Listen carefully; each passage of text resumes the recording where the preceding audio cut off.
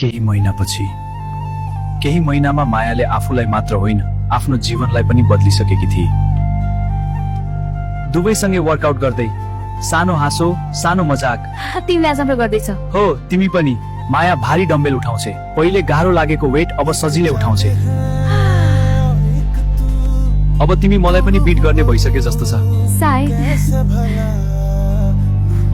थाहा छ, पहिलो दिन म यहाँ आउँदा म धेरै डराएकी थिएँ। तर तिमीले हार मानिनौ। सायद कसैले मलाई नोटिस गरिरहेको थियो भनेर। म सधैँ नोटिस गरिरहेको हुन्थे तिमीलाई पहिलो दिनदेखि। माया अचम्म पर्छे, उसको आँखामा खुसी झल्किन्छ।